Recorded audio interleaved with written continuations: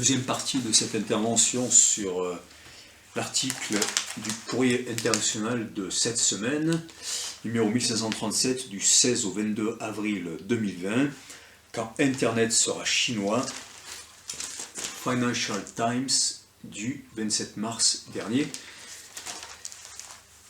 Et tout à l'heure, je citais Bill Gates par rapport à la vaccination qui allait être nécessaire pour sortir du confinement. Voilà. Comme quoi je n'invente rien, c'est pas du complotisme.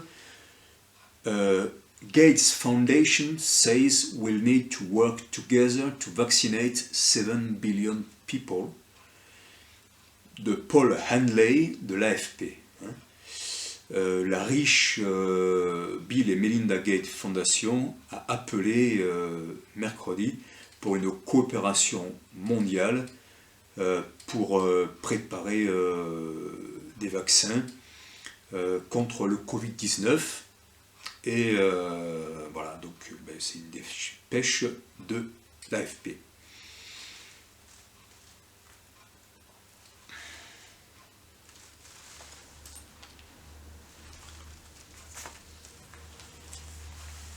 Alors, ce que prépare le New IP, c'est-à-dire New Internet Protocol, nouveau protocole Internet, eh bien, c'est un dispositif de partage total des données, ce qui signifie évidemment un contrôle total.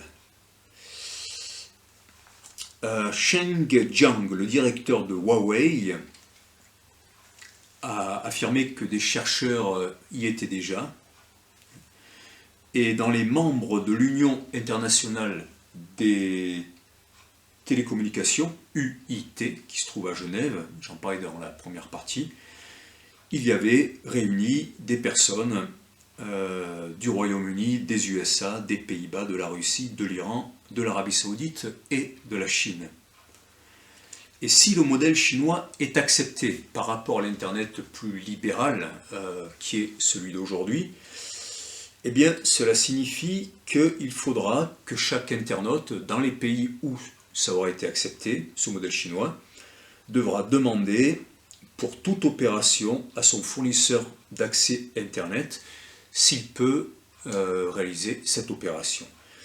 Et on appelle ça la souveraineté numérique qui est utilisée en Chine.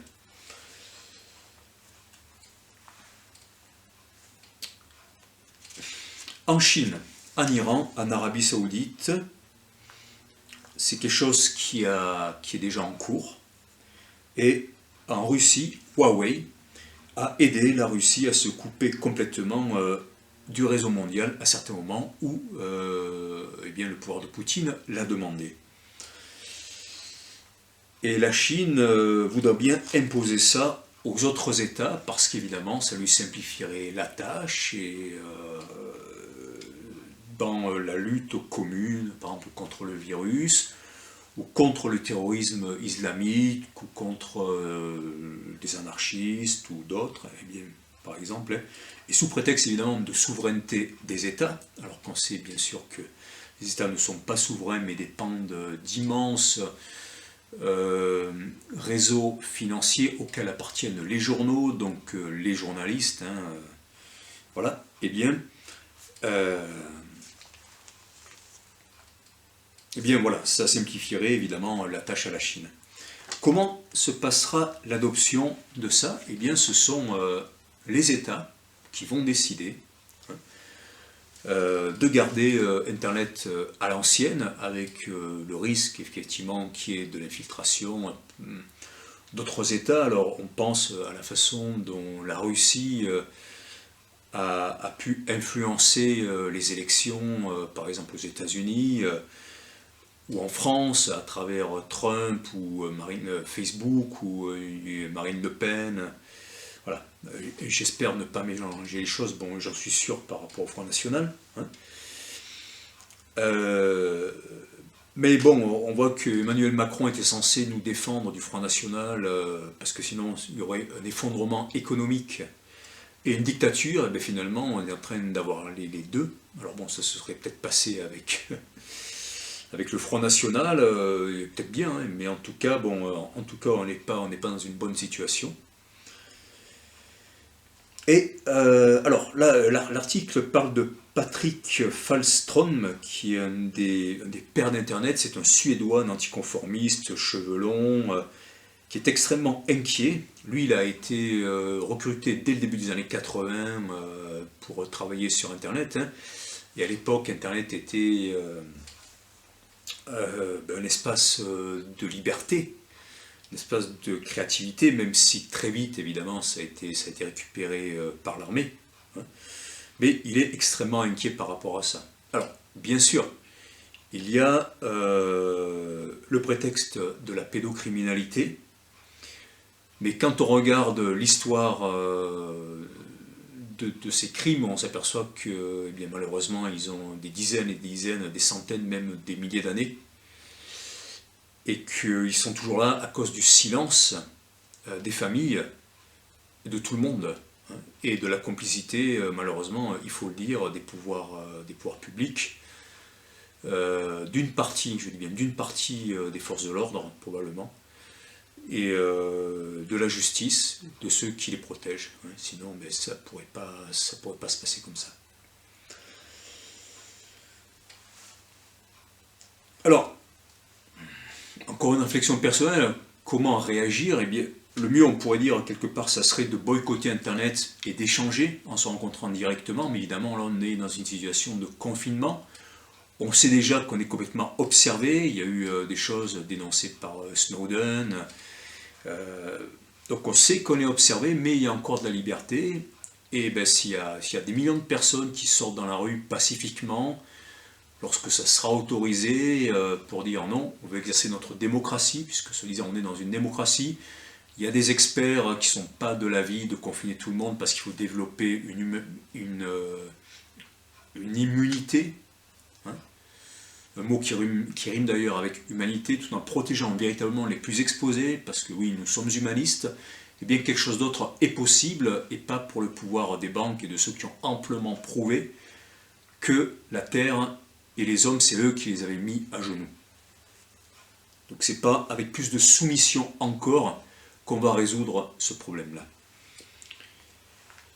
Et puis on peut revenir à la radio aussi, à la radio hertzienne, hein, il y a encore beaucoup de choses qui sont là. L'article parle ensuite de la ville de Wuzhen, en Chine, proche de Shanghai, qui chaque année est vidée de ses habitants, et s'y tient la conférence mondiale de l'Internet depuis 2014, à laquelle ont participé des gens comme Tim Cook, directeur de Apple, et Steve Mollenkopf de Qualcomm.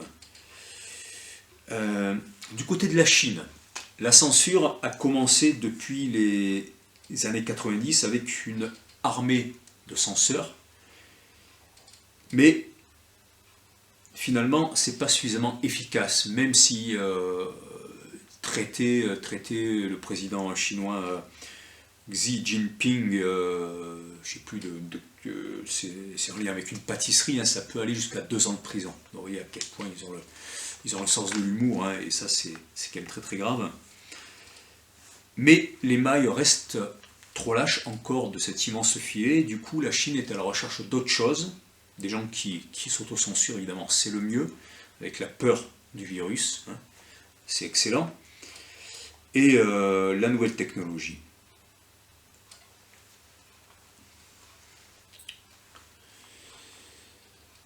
Huawei, ce géant de l'Internet, ce géant de la téléphonie mobile, a ses quartiers généraux de recherche et développement eh bien, en Californie. Je vais vous lire une citation de l'article. Richard Lee, directeur scientifique de FutureWay, le département en recherche et développement de Huawei situé en Californie, coordonne le projet du nouveau protocole IP. Il travaille avec des ingénieurs de Huawei établis en Chine ainsi qu'avec les opérateurs publics chinois de télécom, China Mobile et China Unicom, avec l'appui officiel de Pékin pour mettre au point les spécifications techniques et élaborer des standards. Nous avons tenté de le joindre pour l'interroger sur le New IP, mais Huawei ne l'a pas autorisé à expliquer le projet plus en détail et a publié un communiqué. Le New IP, NIP, vise à fournir de nouvelles solutions à la technologie du protocole IP capable de prendre en charge, là il y a un passage qui est sauté, des applications futures comme l'Internet, Internet of Everything, IOE. Entre crochets, une étape supplémentaire après l'Internet classique, celui des réseaux, puis celui des objets connectés, tous les objets de la maison connectés, puis les voitures, etc.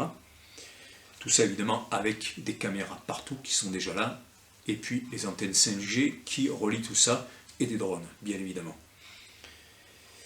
Les communications holographiques et la télémédecine. Les ingénieurs et chercheurs du monde entier sont les bienvenus s'ils souhaitent participer et contribuer à la recherche et à l'innovation du New IP. Bien évidemment, les pouvoirs publics, les ingénieurs, en tout cas un certain nombre d'entre eux, sont persuadés que ça, c'est pour le bien des populations. Alors, ça a l'air peut-être un peu dur comme ça à se mettre dans leur tête, mais c'est pas si dur que ça finalement, parce que c'est des gens qui ont amputé leur esprit de toute leur véritable humanité, de leur âme, de leur imagination, de tout ce qui est artistique, d'une véritable paix, du véritable amour, et donc ils sont plus capables que d'imaginer cela. Et évidemment, une fois qu'ils sont formatés comme ça, eh bien, ça peut leur apparaître comme la chose qui est le plus préférable pour une population, pour la contrôler, et puis évidemment pour satisfaire leurs besoins de puissance, et puis je pense à un certain nombre de plaisirs, je pense aux très nombreuses jeunes filles dont se repaissait Mao Tse-tung. Et voilà, ça c'est des choses qui ont toujours existé dans pas mal d'endroits.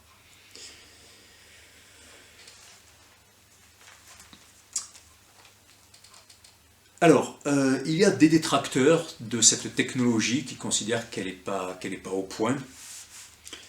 Par exemple, Alyssa Cooper, présidente de l'Internet Engineering Task Force, IETF, organisme américain chargé d'élaborer des standards Internet, qui dit tout le génie du système provient de la façon dont Internet s'est développé à partir de composants de base modulables et faiblement couplés entre eux. Et du coup, le fait que tout soit connecté, eh bien, ça fait que c'est extrêmement, pour elle, encore fragile, tout ça, et que ça pourra ne pas fonctionner. Mais la censure, ça marche très bien, les caméras, même s'il y en a qui tombent en panne, ça marche très bien, et, voilà, et quand il y a très peu de personnes dans la rue, parce que tout le monde a peur, ça aussi, ça fonctionne très bien. Sans parler de la délation, malheureusement.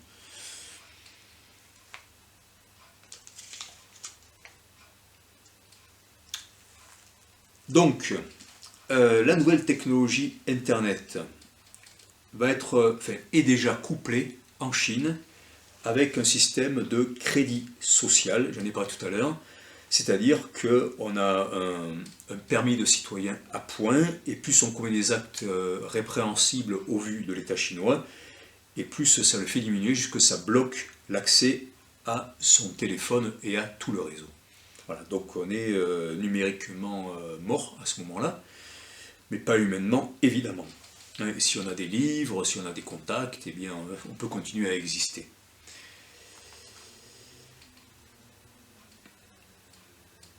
Alors, on cherche chez les fonctionnaires à faire croire qu'on réduit les pouvoirs des entreprises. Chez les hauts fonctionnaires, évidemment, tout ça, c'est l'idée.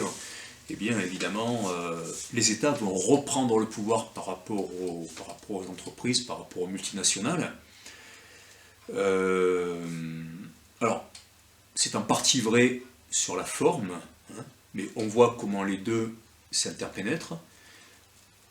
Par contre, bien évidemment, il y a toujours des conflits, des divergences d'opinion à l'intérieur des États, à l'intérieur des multinationales, à l'intérieur de tous ces grands pouvoirs, même s'ils sont liés par des contrats, par la peur, par le risque de se faire assassiner s'ils parlent, par un tas de choses. eh bien, il y a toujours des gens, il peut toujours y avoir des dissidents, ce qu'on appelle des pentiti en italien, c'est-à-dire des repentis. Hein. On l'a vu avec Snowden.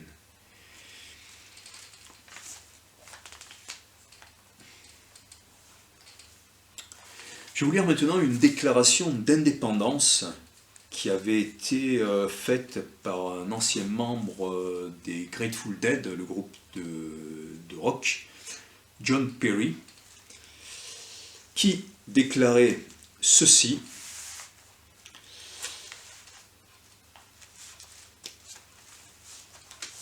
dans la déclaration d'indépendance du cyberespace, la charte d'Internet, ce manifeste rédigé en 1996 par John Perry, donc Barlow, cofondateur de l'ONG américaine Electronic Frontier Foundation, EFF, et parolier du groupe Grateful Dead. Ouvrez les guillemets. Gouvernement du monde industriel, géant fatigué de chair et d'acier, je viens du cyberespace, nouveau foyer de l'esprit. Ainsi commençait ce manifeste. Il continuait ainsi: au nom de l'avenir, je vous demande, à vous qui êtes du passé, de nous laisser tranquilles, vous n'êtes pas les bienvenus parmi nous, vous n'avez aucun droit de souveraineté sur nos lieux de rencontre. Fermez les guillemets, et le coin international continue ainsi. Cette vision nous ramène à une époque où les capitalisations boursières de milliers de milliards de dollars du secteur technologique n'existaient pas.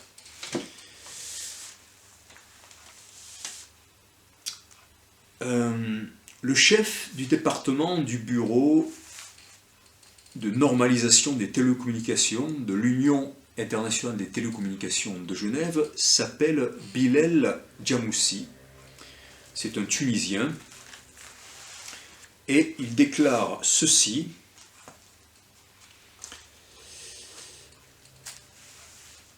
qu'il n'est pas du ressort de l'IUT de chercher à savoir si les propositions de nouvelle architecture Internet sont descendantes, c'est-à-dire si elles viennent des États pour descendre sur les populations.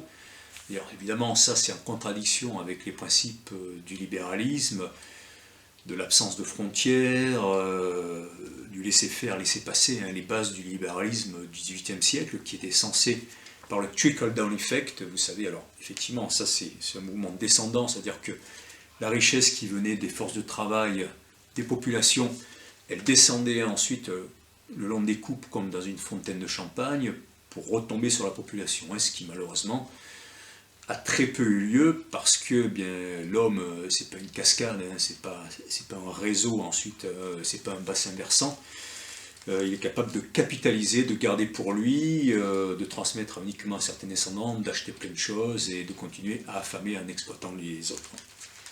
Mais en tout cas, donc je continue. Bilal Djamoussi dit ceci: donc il n'est pas du ressort de l'UIT de chercher à savoir si les propositions de nouvelle architecture Internet sont descendantes ou si elles risqueraient d'être utilisées abusivement par des États autoritaires. Ouvrez les guillemets, tout ce que l'on construit est toujours à double tranchant, soupire-t-il.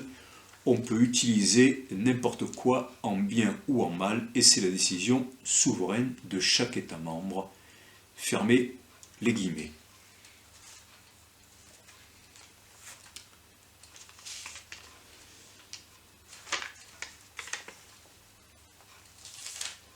Avant de terminer, de conclure, je voudrais lire un autre passage qui pour moi est vraiment peut-être le summum de cet article. Hein. Vraiment, j'ai pas pu m'empêcher de rire en le lisant tout à l'heure. C'est la chose suivante. Donc ce sont les journalistes qui écrivent, hein, je rappelle leur nom, Madhumita Murja et Anna Gross, dans ce numéro du Financial Times. En dépit de sa puissance, Internet n'est actuellement contrôlé par aucune instance de régulation. Il est en grande partie sous l'emprise d'une poignée d'entreprises américaines, Apple, Google, Amazon et Facebook. C'est précisément cette absence d'autorité centrale qui a permis aux technologues de changer nos modes de communication et de vie, mais elle a également suscité de profondes fractures dans notre ordre social. À commencer par la manipulation de la parole publique, la déstabilisation de la démocratie et la progression de la surveillance en ligne. Bon, Quand on parle de fracture dans notre ordre social, moi je pense que c'est beaucoup plus eh bien, l'ultralibéralisme à partir bien de Thatcher-Reagan et de leur politique dans le prolongement des Chicago Boys, de l'école de Chicago, des prix Nobel, Milton Friedman et Friedrich von Hayek, avec des gouvernements de plus en plus autoritaires, avec une sous-culture, avec de la malbouffe, et les grands marchés transcontinentaux ou intracontinentaux, c'est tout ça qui a amené des fractures dans notre ordre social.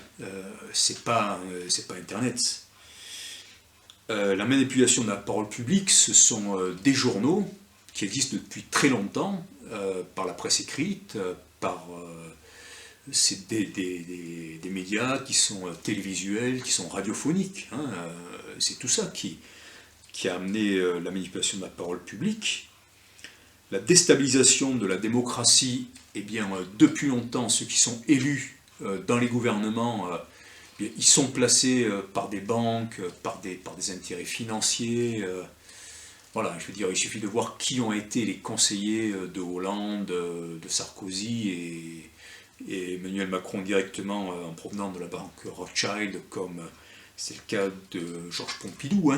Donc voilà, ça date pas d'hier, et c'est bien avant Internet, ça existait déjà même dans les siècles passés, dans certains cas.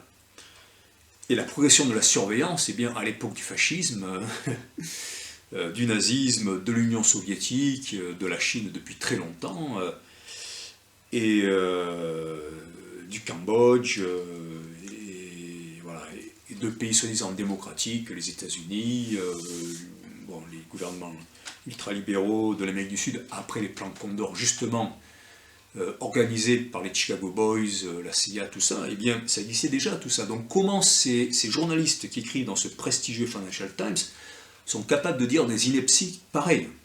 Voilà. En revanche, c'est clair que Internet, eh bien, a beaucoup contribué à diffuser des idées qui sont considérées comme complotistes, mais qui sont basées sur des faits établis, tirés de journaux, tirés de rapports officiels, tirés de déclarations officielles, de rapports de parlementaires, etc. Je ne citerai que le projet MK Ultra, justement, développé par le psychiatre Donald Evan Cameron et la CIA pour ensuite donner les coups d'État du plan Condor et mettre la population en état de choc par un coup d'État et ensuite mettre l'ultralibéralisme, etc. Tout ça, ça a été dénoncé par le New York Times en 1975, je crois, et le projet de la CIA a été arrêté. Bon, donc ce sont des choses tout à fait officielles, comme la Loge P2 en Italie, qui visait à remplacer absolument toutes les instances républicaines démocratiques de l'Italie par des groupes privés, et Berlusconi en a fait partie. Il y avait Gladio, il y avait le Vatican, il y avait la CIA, voilà. Donc tout ça, ça existait. Et il y avait des choses qui étaient aussi terribles du côté de l'URSS, de la Chine, Pol Pot, etc. Et puis il y avait les colonels en Grèce. Bon. Donc la démocratie, c'est pas Internet qui l'a déstabilisée. Par contre, la démocratie ultralibérale telle qu'on nous la vend aujourd'hui, ça bien sûr, Internet peut le déstabiliser, parce qu'on est à une époque où, comme on dit, il n'y a rien de caché qui ne sera révélé. Et donc ça déstabilise les pouvoirs qui veulent se faire passer pour la démocratie, et qui du coup n'ont pas intérêt à ce qu'il y ait un Internet qui continue comme ça à être dépourvu de contrôle étatique, c'est-à-dire de ceux qui tiennent le pouvoir et amènent vers toujours plus de pauvreté, toujours plus de destruction écologique, toujours plus de contrôle. Bon, voilà, mais ça, c'est pas la démocratie, puisque les gens ne veulent pas ça. Et donc je continue ce que disent ces journalistes. L'équilibre des pouvoirs commence à se déplacer, mais d'un État à l'autre, les attentes sont très différentes. Les États-Unis, le Royaume-Uni et l'Europe, par exemple, souhaiteraient adapter le système actuel pour faire une plus grande place aux instances de régulation et faciliter l'accès des services de renseignement. Évidemment, ça, c'est les services secrets, c'est les renseignements généraux, c'est le contrôle, aux données personnelles des utilisateurs, hein, si ce n'est pas déjà fait. Le projet chinois, lui, va beaucoup plus loin et pourrait intégrer un système de contrôle centralisé dans l'architecture même du réseau. Donc ça, c'est toujours le choix entre le projet chinois et un changement qui pourrait être l'alternative, mais en tout cas pas rester tel que c'est aujourd'hui. Selon des sources qui ont assisté aux réunions de l'UIT, l'Arabie Saoudite, l'Iran et la Russie ont par le passé soutenu des propositions chinoises de technologie du réseau alternative. Voilà, ça je l'ai lu tout à l'heure. Bien. Une deuxième pause et on termine.